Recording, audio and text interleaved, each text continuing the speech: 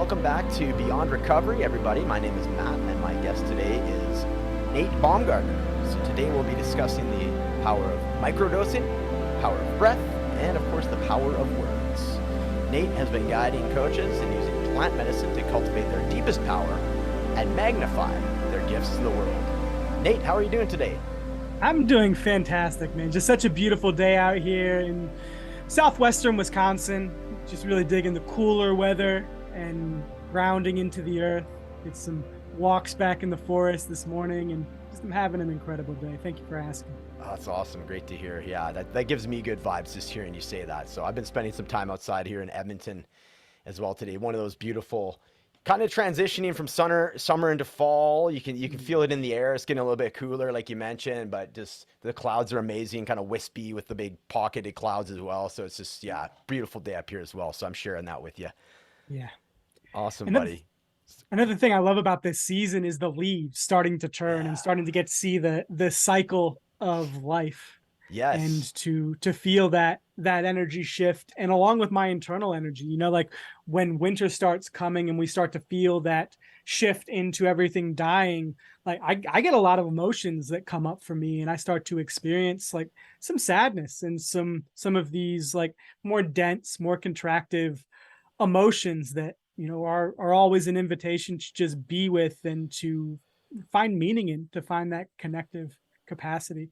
100%. Yeah, I tend to get very sentimental in autumn. I find that autumn is like a celebration of the summer that was. It's kind of like the celebratory confetti coming down, and it's a point of reflection. And yeah, I definitely get very sentimental. I find winter, especially around Christmas, to be very romantic, and I get magical, right, from the roots of being a child and the whole magical aspect of Christmas and so forth. That has not been lost on me that way. So I love that.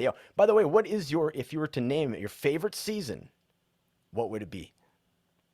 It's like picking a child, right? Picking a favorite child. Right?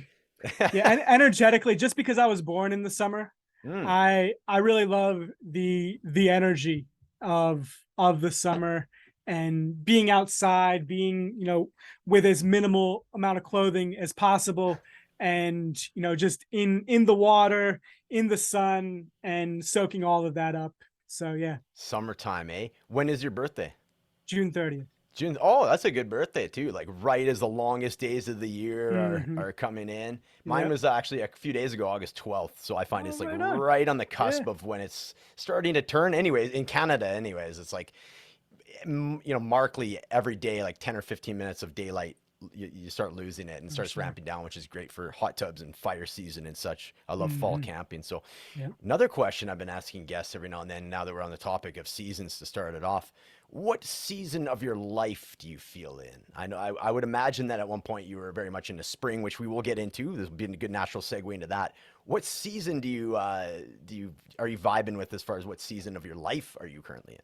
The season of my life, I find that much as the seasons go in from year to year in a cyclical way, I'm finding myself in a space of reflection. I made a big shift in my life about 6 months ago in leaving my job, and I imagine that's actually when I first had I was on your podcast back Yep. last winter, Yep. and really had a big push into coaching, into starting my program, and am now finding my flow in that, and am finding the rhythm, and seeing where there are things that I can let go of in what I thought were serving me, and in things that I can bring more of into. So it's reflection. I would say I'm in the fall of Mm. this season of my life as well, much aligning with the season we're in right now. That's really cool. That's really cool. Yeah, we both have some parallels, and we'll get into that. I want to get into your last 2 years, specifically last 6 months, but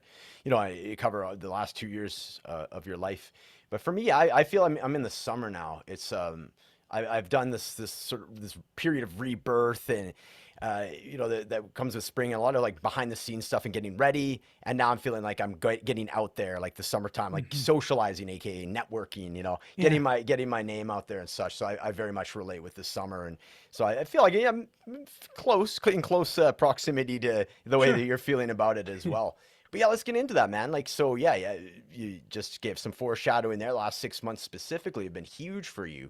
But let's back it up even further because you do have such an interesting story that is, we do have a lot of parallels in our stories. So, what was life like for you, a year and a half or 2 years ago before you started this journey? Yeah, well, I'll back it up even further to yeah, early 2020. And I was working for the Federal Emergency Management Agency. And if you'd asked me right as I graduated college, what is your dream job? It would be, working as an analyst for a nonprofit or a government agency and doing good with my analytical work and really wanting to serve society, to serve people with my gifts, with my capacity to analyze and to improve things, to improve how business is done. And that's exactly what I was doing for FEMA, working in the Department of Homeland Security. I was traveling a lot. I was getting to go all around the country in the US, and to be on a disaster site supporting our agency in figuring out how we could improve our operations and gathering qualitative data on what people were saying about what things weren't working, what things could be taken and implemented as best practices, and then looking at the other data, the grant money we were giving out and how our processes were working, qualitatively or quantitatively rather, and compiling that data to give to our leadership, our regional leadership in Colorado, and then our agency leadership overall, to really serve the improvement of the agency and of the systems that we were supporting in, helping the country respond and recover from natural disasters. And Mm. so in this was really proud of the position that I was in, on a track to being in leadership, to having more power. And, I had an employee working under me who was supporting the work we were doing and was really feeling proud of the track that I was on. And um, at that point, early 2020, um, the pandemic comes along. And in the pandemic, we saw this massive global upheaval, and all of our work went virtual. And so I went from, traveling all around the country to working from my apartment alone, and not really having much socialization, not really being in a space where I'm interacting with a lot of people, where I'm connecting. And though I'm an introvert, I identify as an introvert, I really thrive on connection with select people. And without this, was feeling very isolated and very disconnected from society. And added to that was the fact that FEMA took on this role as the lead federal agency for the pandemic response. And so in that role, we're in charge of, doing all of the logistics, procuring all of the personal protective material and setting up these alternate care facilities. And so, we operate a very small shop that I was working in Region 8 out of Colorado, for continuous improvement, which was the program that I was leading. And so much of the work fell on me as we ramped up our operations, found myself just, working much longer hours than I was being paid for, and found myself in this space of burnout and stress and anxiety, and was taking on a lot of the contractive fear energy that the world was experiencing as well. And this uncertain future, are we experiencing the next Black Plague where, 1/3 of society is just going to drop dead?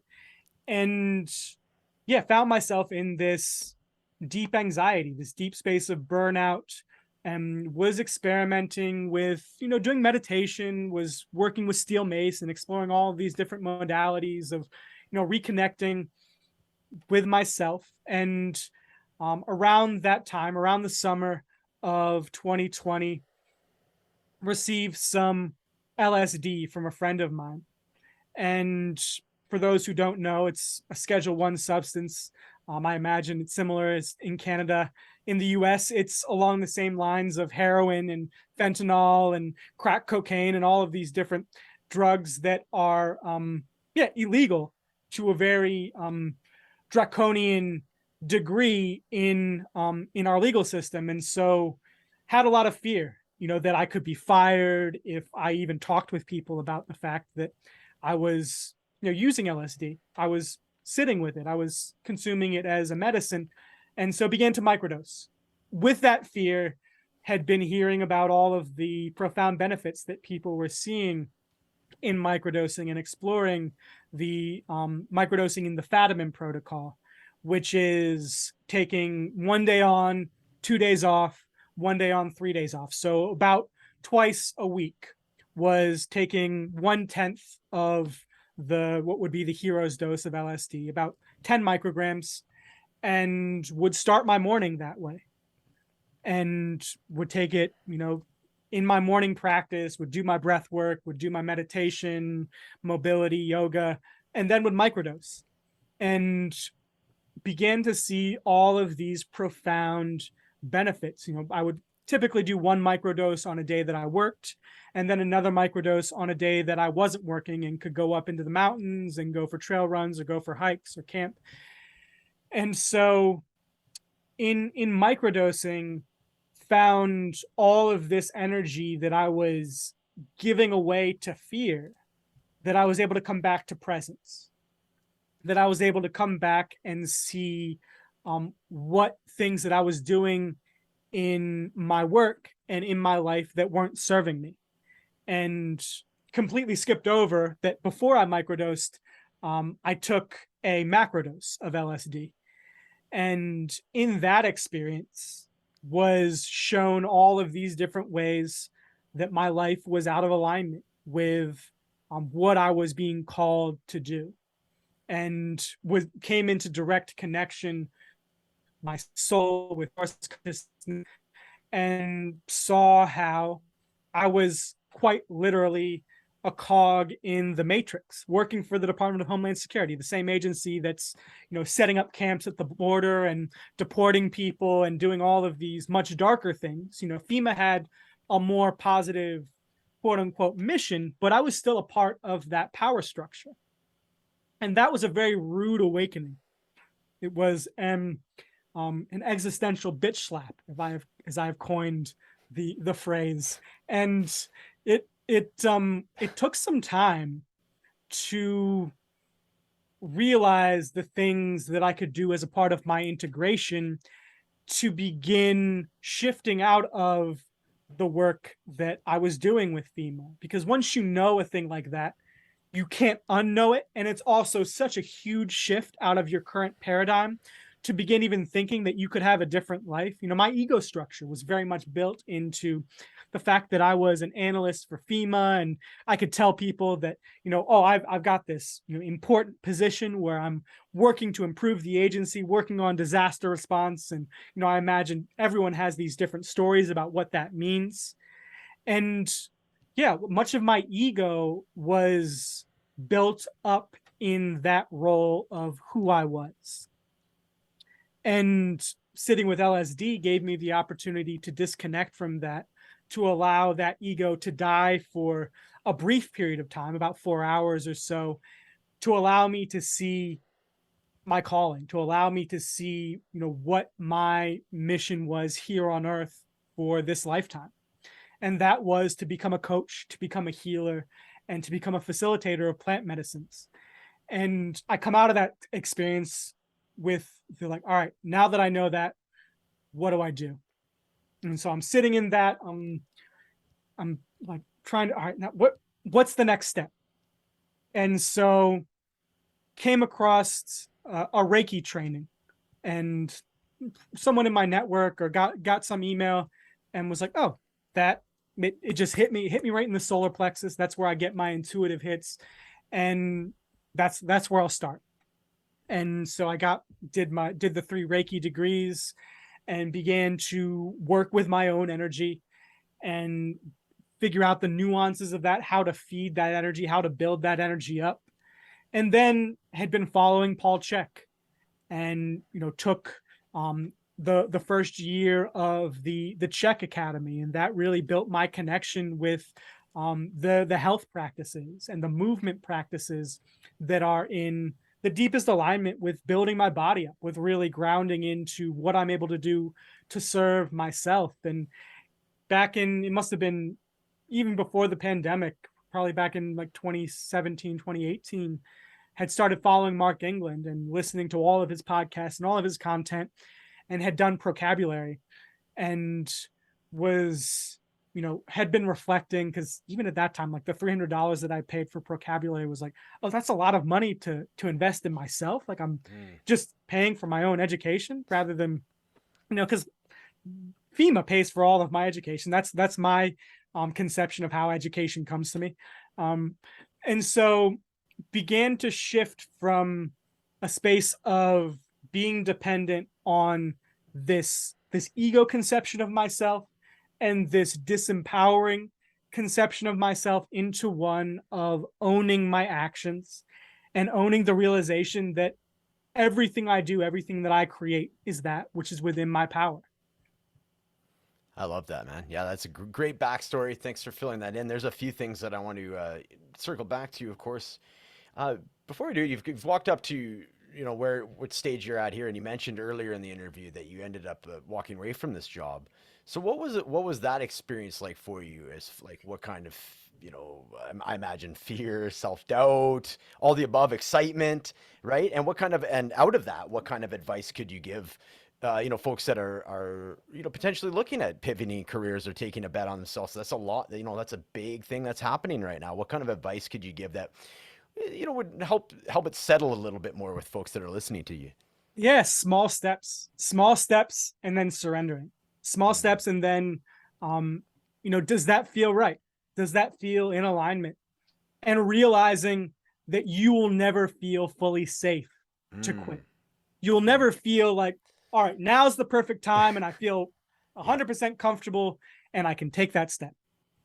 And in facing that fear, building your comfort with that fear and taking these small steps towards what does your life look like after this big shift? Really getting clear on what it is that you want, like physically in your life, and how it is that you want to feel, and to practice feeling that through, I really love doing mantras, doing affirmations as a practice, and vision casting, where you really map out what it is that you want, putting a date on it to make it even more uncomfortable, and then practicing affirmations that are attached to that aspect of your personal or professional vision. And so as you practice feeling what it feels like to be this new person and taking steps, so if you're feeling called to become a coach, and it feels uncomfortable to pay the $3,000 to take Enlifted level 1, meet that discomfort and take that step and see what it feels like afterwards. Does it feel light and expansive and open? Or, there can be wrong turns. Enlifted level 1 and level 2 have been the right step for me.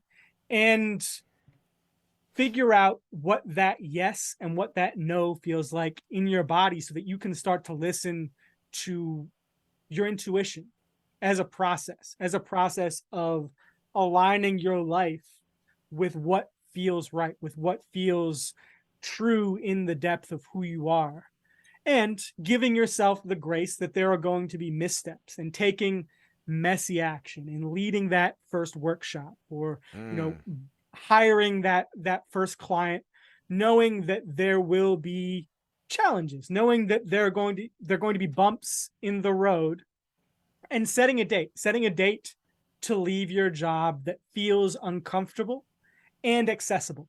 So finding that balance between that's a complete fuck no, that I could never leave my job in 2 weeks, but 1 year from now feels like that's just an amorphous, far off date that I don't really have any conception of. So perhaps like 8 weeks, perhaps 10 weeks feels edgy and also feels like doable. It feels like I can get things in aligned, I can get things worked out in 10 weeks or in 8 weeks, to the point where I can give my boss my 2 weeks notice, or give Yeah. my boss the 1 month notice. What I'm liking when I'm hearing about you is like, yeah, you are very analytical and you are one to set dates and, you know, be realistic about it. By the same token, you've become uh, very intuitive and very aware of the way this feels in your body and the way the word, and very you know, choosy about the words that you use.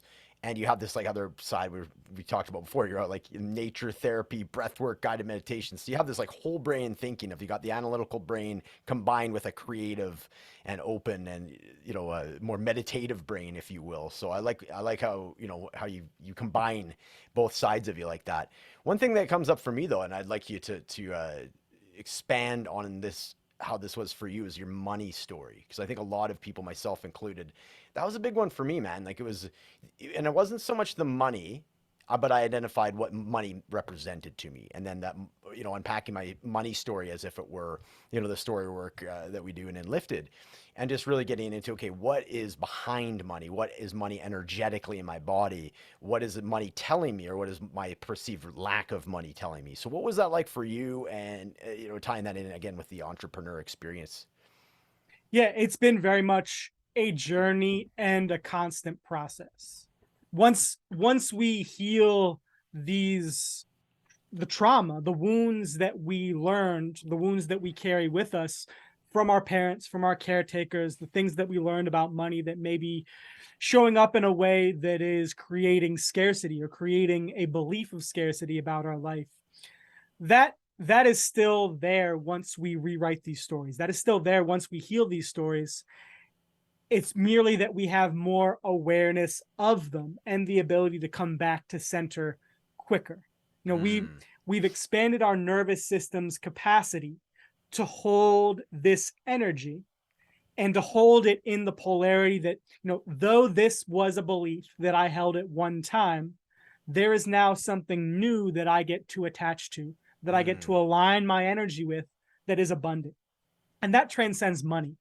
That relates to friendships, that relates to opportunities, business connections, and just being in a space of giving freely without expectation, and feeling all that comes in reciprocity, as a response to that. There are these in Hermeticism, the, if you're familiar with Hermes Trismegistus, he back in about 3600 BC, um, he was this mythical person who they based in Egyptian mythology, the god Thoth, and in Greek and Roman traditions, the gods Hermes.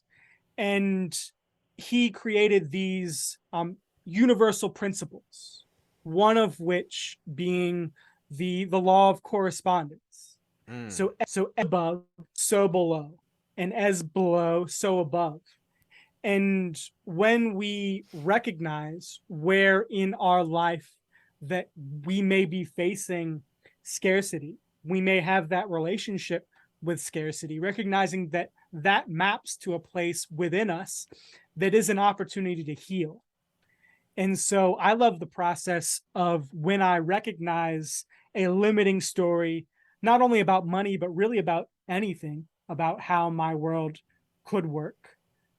Bringing presence, bringing myself back into that, breathing into that, telling myself that I'm safe within that experience, and then nurturing the aspect of me that experienced that from my father, from my mother, from some other relationship in my childhood, and allowing the nurturing to take place, coming from my soul self, my highest self, nurturing my inner child to feel the other possibility, the polarized possibility, the polarity within, all right, well, if this contractive scarcity story is true, then what is the abundant story that is the polarity of that, that is on the other mm. side of that?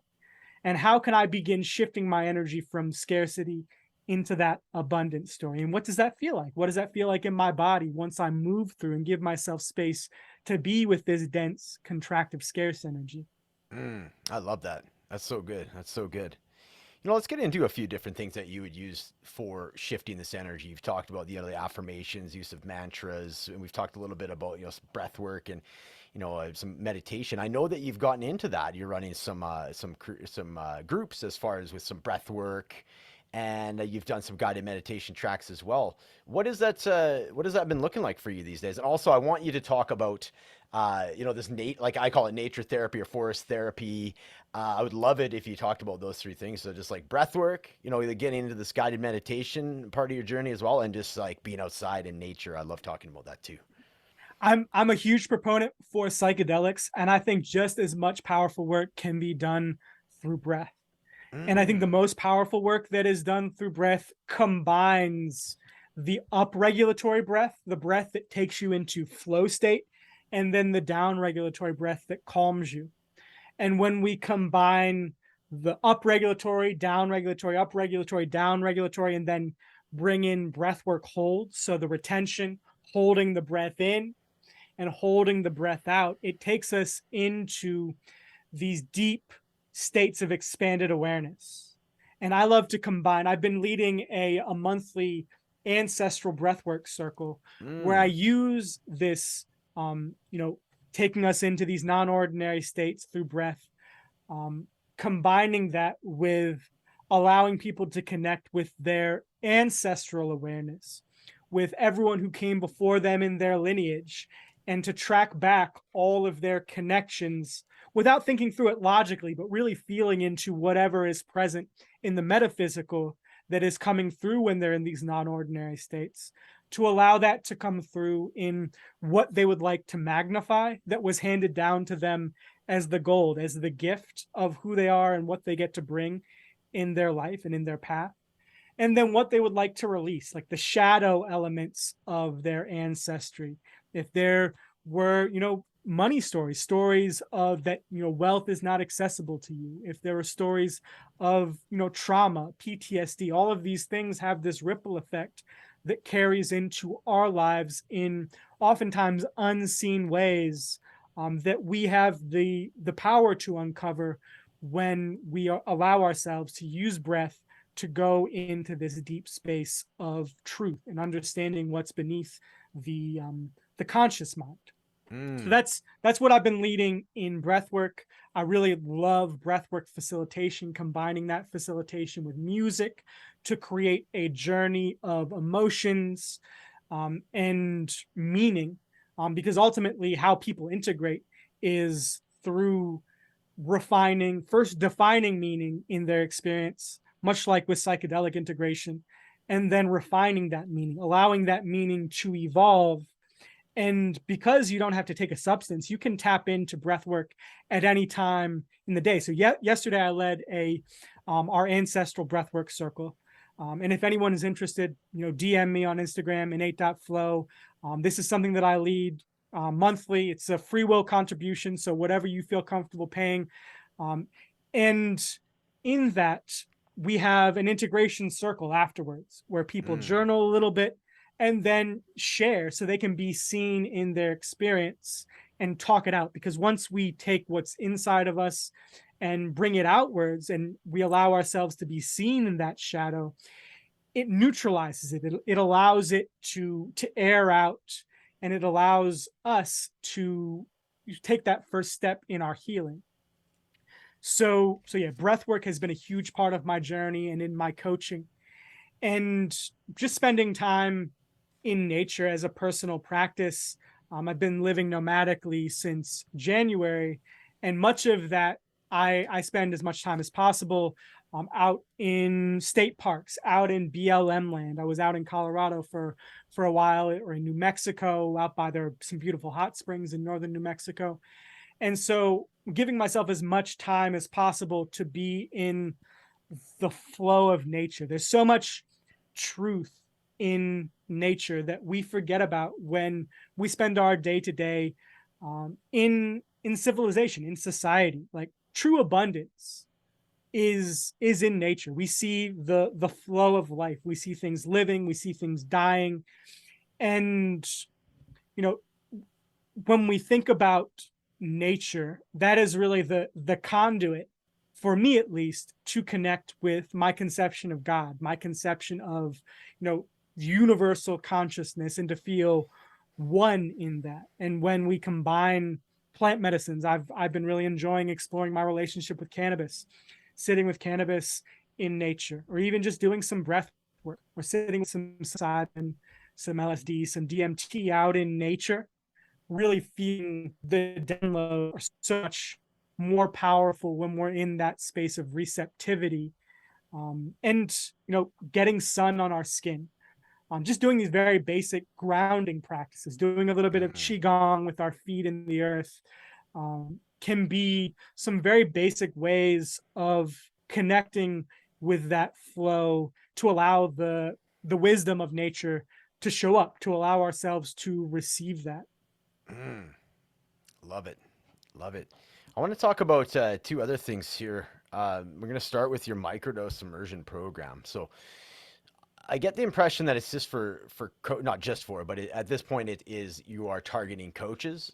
Is there any chance to expand that? Or if somebody that's listening to this, that's in, addiction recovery, wants to find out more about, microdose immersion, is that something they can reach out to you and get some one-on-one coaching with? What does that look like if there's somebody that's interested in reaching out to you about that program?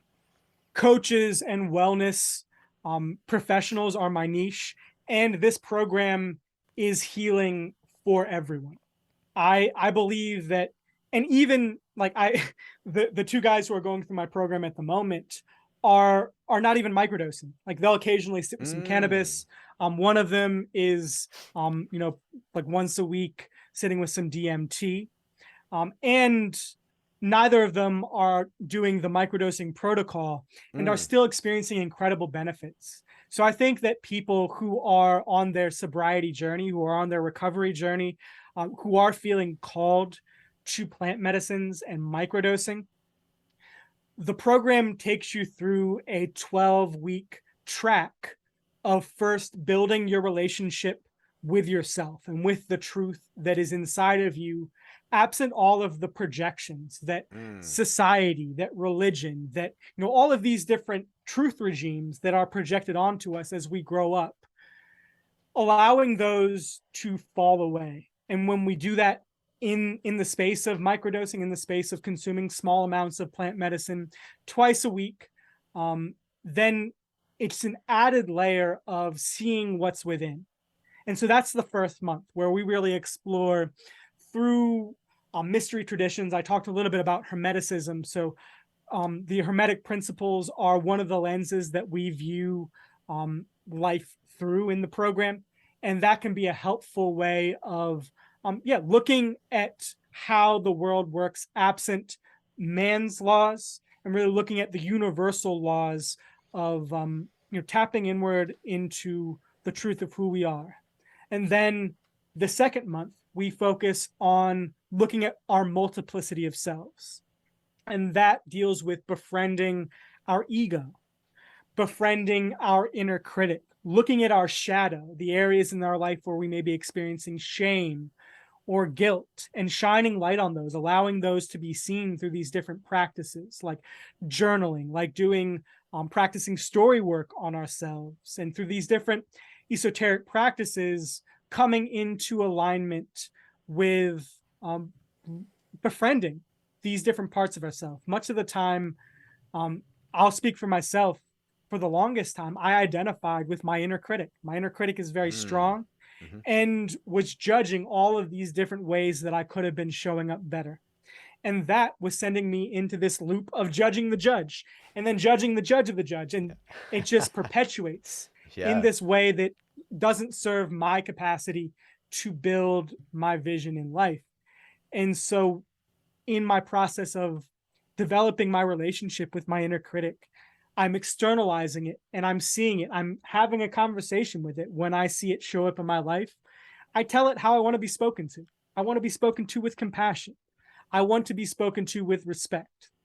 And if you're not able to do that, I'll receive the critique, but I request to be spoken to with love. Like the way I would speak to a friend, I want that in return. And then connecting with our inner child is a crucial part of this second month, where we're connecting inward to see the trauma that we experienced and to allow that to come up, and in that to nurture the part of us that wants spontaneity, that wants creativity, that wants to flow free and that needs nurturing, that needs connection. And visualizing our inner child, really tapping into that creative potential, that part of us that, can see things in new ways, to tap into our power to play. And then through the last month, we're building our relationship with the all, with the universe, with source consciousness, with our soul, with our ancestors. And then in the last module, we focus on, all right, now that you've built your relationship with the medicine, if you feel called to macrodose, this is what that could look like. Finding a sitter. This is what integration looks like following a heroic dose of psilocybin or LSD or DMT. And in, mapping out this experience, Timothy Leary wrote this really great book along with Ram Dass, before he was Ram Dass, Richard Halpert, and Kurt Metzner. And they wrote this book mapping the psychedelic experience to the bardos, which are the periods of the reincarnation process in the Tibetan Book of the Dead. And so that is something that I have found really powerful in my own integration process and looking at my deep psychedelic experiences to support me in my healing through these different tools that we build through these 12 weeks. It's a practice of doing the deep healing that allow us to see the potential that we have in our lives, the possibilities, and to create that week to week, to build our 10-year vision, working our way back to what does our life look like in terms of the action steps that we get to take week to week, month to month. I love it. Yeah, I love the way they have that laid out. A lot of thought put into developing that. That's great. Just to confirm though, so if that is your coaching is your niche, but if somebody were to reach out to you about taking this, is that something that you could have a conversation about, or is that? Yeah. Reach okay. out to me. Yeah. Innate.flow on Instagram. Cool. I accept anyone and everyone if I feel that you are in the right place, and then after having this conversation with you, there's no requirement for you to be in the coaching business or in, any sort of profession. It's more, does your energy and does your intention align with my intention for the program? Because I really want to set people up for success who are coming into this from the right place, from the right energy. So if your energy and my energy align, in terms of the coach-client relationship and in terms of what you are bringing to this container, then I'd love to have the conversation with you, love to explore for you. Even just in the intro call, in the discovery call, can support you in creating a supportive microdosing practice that you can take and run with, even if you aren't interested in the program. Rad. Okay, perfect. I know this will be I imagine this will be similar to what we're talking about with the seasons, picking a favorite child, but what is your favorite plant medicine for healing, or just the full bodied? Because I imagine you'll use it ones for certain things or enhancements of others. But if you were to pick one, gun to head, as Mark England would say, right now, what would you pick? Psilocybin, magic mushrooms. Yeah. They have been what I have been exploring in my facilitation, supporting other people in their journey. And that has really supported me in building my relationship, even without microdosing them. I'm feeling their energy in facilitating others through the experience. Has been very powerful for me in the entity that they show up as in ceremony. Gotcha. And in building that relationship and in committing myself to serving the medicine for the world, have really stepped into my power in them as a true teacher that have the capacity to heal the world. And that comes with really aligning myself with what is best for the medicine and what is best for the person who is sitting with the medicine. Because I've had very deep experiences supporting others just in the realization that mushrooms can only take root in people. And this is speaking to psychedelic mushrooms in people who have already done the deep healing, where they can take hold, where they can really live and reside from a firm foundation to carry forth their energy forward. And so in receiving that lesson, have really, completely shifted how I coach plant medicine and how I facilitate in the medicine for others. And it's been powerful to acknowledge and to receive that wisdom as the person that I'm becoming. Very cool. Very cool. I want to just give you an opportunity as well to talk a little bit about your podcast. So you're about, I want to say 18 or 20 episodes deep. Innate Flow podcast. How has that experience been for you? What is that? What are you looking to do with the podcast? And I guess where can we find it? Yeah, podcasting is such a joy for me. It's an act of improv, going into it with a general conception of, oh, this is a person that, I either have a relationship with and enjoy, having awesome conversations with, or this is a person that I want to get to know. And how can I ask questions that will get a layer deeper into who they are so that they can share their journey, so that they can share their truth and allow them the gift of being seen and allow others the gift of, feeling how they resonate with this person. And I have loved so much getting into podcasting and feeling myself improve and get better at the editing. I've even gotten into creating my own music for these podcasts.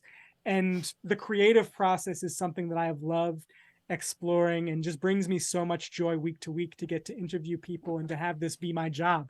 That like I get to wake up and be like, oh, I get to interview this guy who I've admired I got to interview Zach Leary, son of Timothy Leary. Wow. About a month ago. Unreal. Beautiful episode. I'm going to release it in a couple of weeks.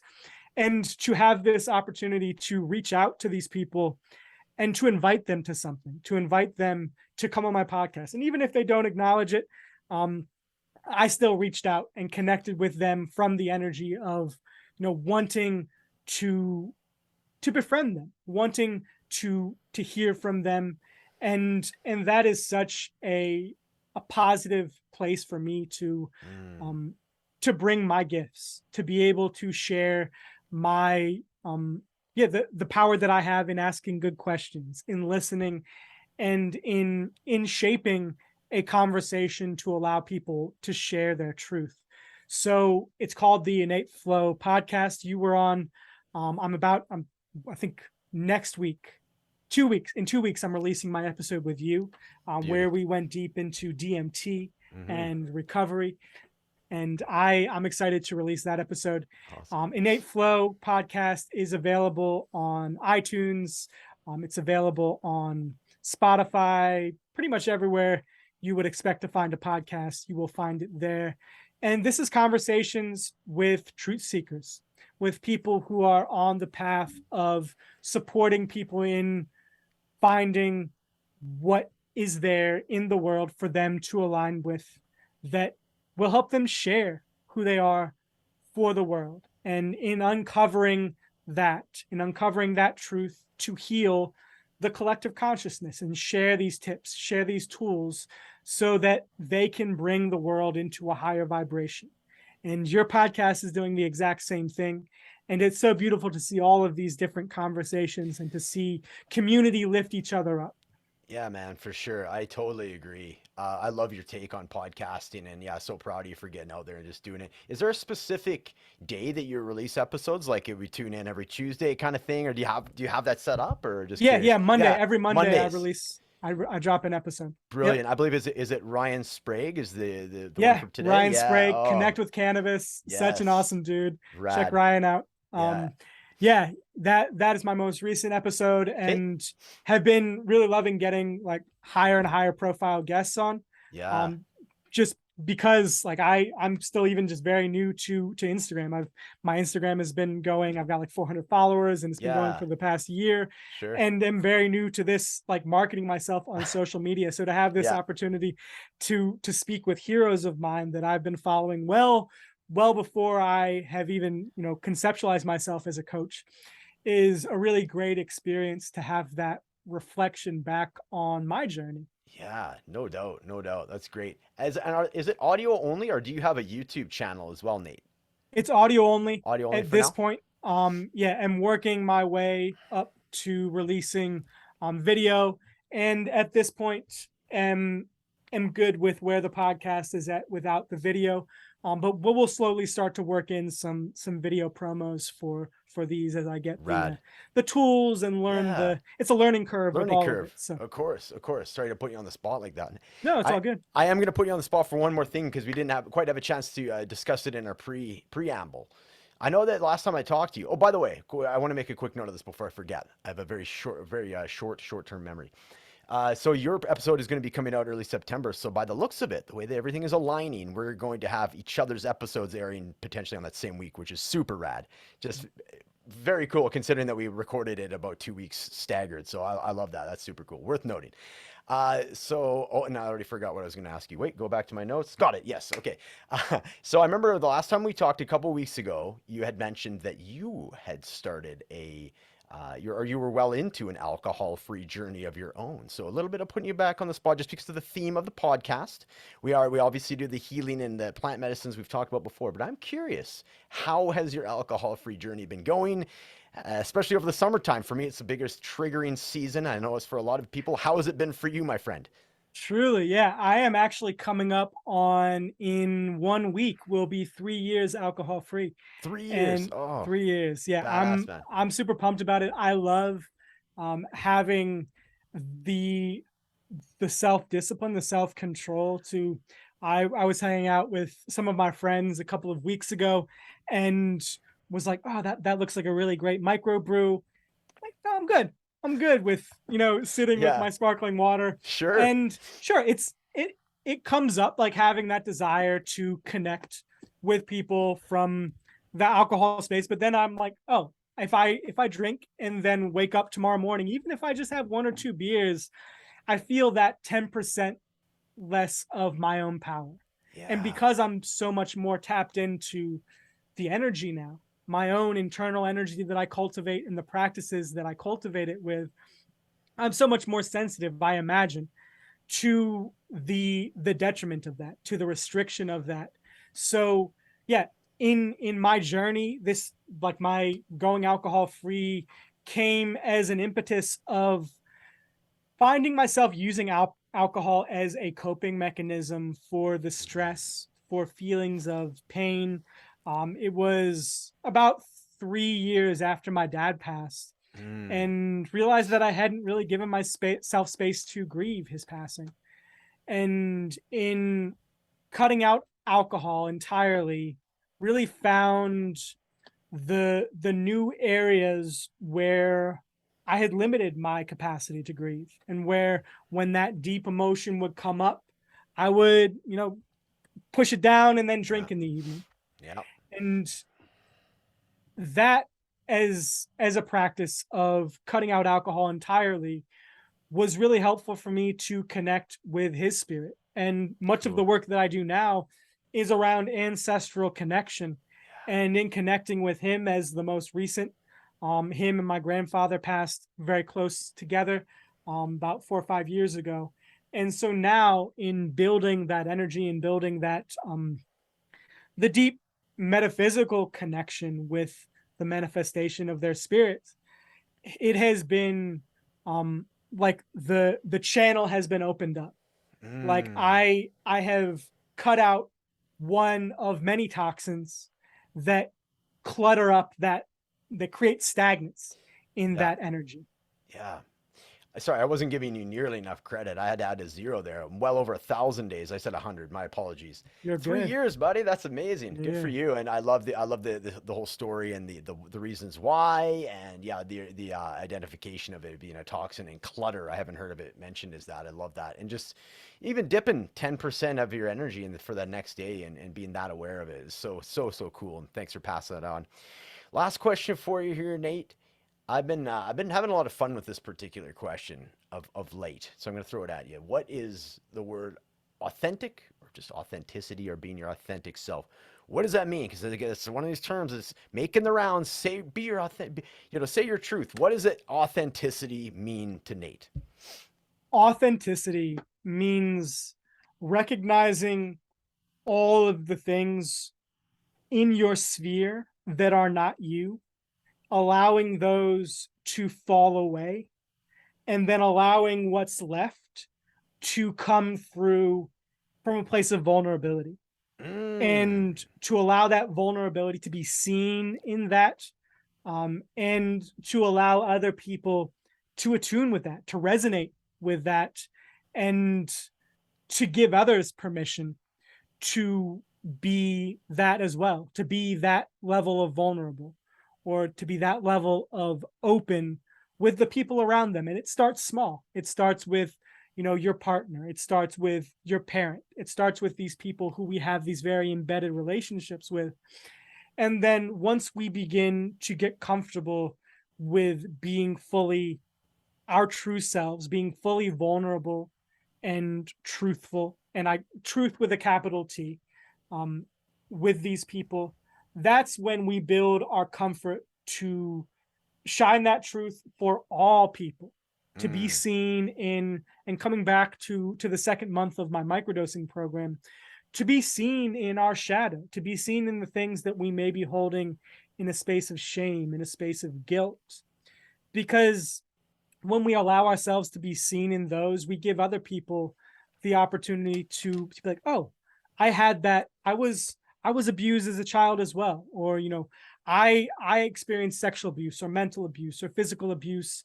And in seeing this person be brave enough to share their experience, I now feel comfortable going inward and at least starting to uncover what's there and to process and to heal. So in short, that's what vulnerability is in my perception of it. Yeah, what I really like about what you said about it is everybody that's been asking or we discussing it's personalized, right? Whereas you're already getting into the phase of sharing it with other people and having other people resonate and almost presenting a permission or a safe zone for them to also do that. So you're already thinking, a few steps ahead and getting more collaboration with it, which is amazing. So that you're the first person that has brought that aspect of it forward. So it's really cool, man. Any final words? You've already mentioned your Instagram handle. Of course, all your links will be in the show notes. Any final words for listeners? Anything on your mind that you'd like to wrap things up with, Nate? Yeah, well, my round 3 of my program kicks off in early October.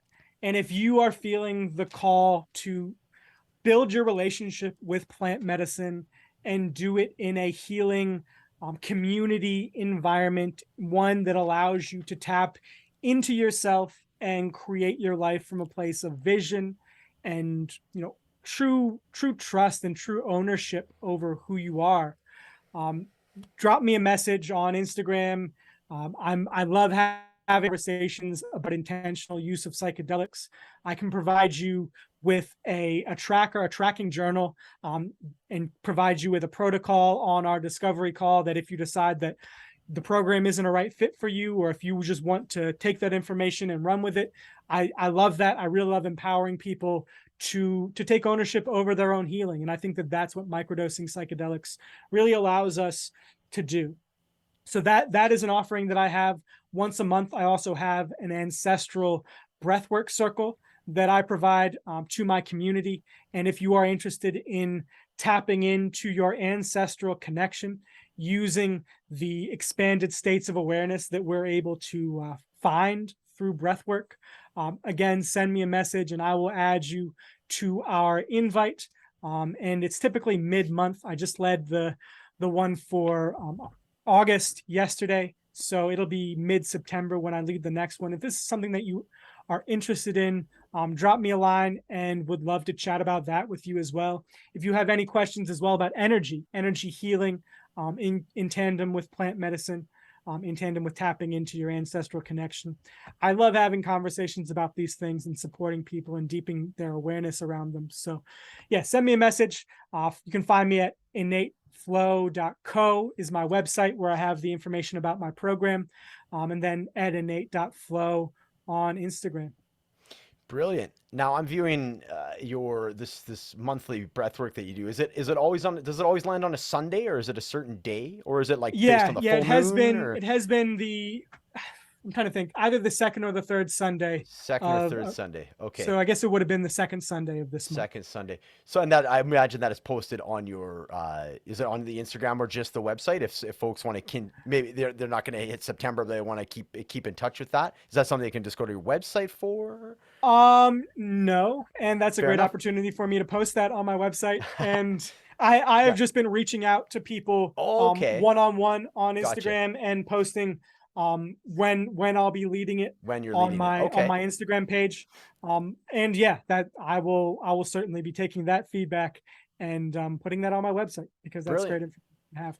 So yeah, Awesome, dude. Well, I really appreciate you coming on the show today. Great stuff. Always enjoy talking to you. Very gifted likewise. speaker. And I love the way that you frame things. It's I have a lot of aha moments when I listen to you speak. So I really appreciate you coming on, brother. And yeah, looking forward to doing our little show swap week there in the beginning of September. Really looking forward Absolutely, to dude. I'm that. excited as well, man. Awesome, man. Cool. Take care. You too.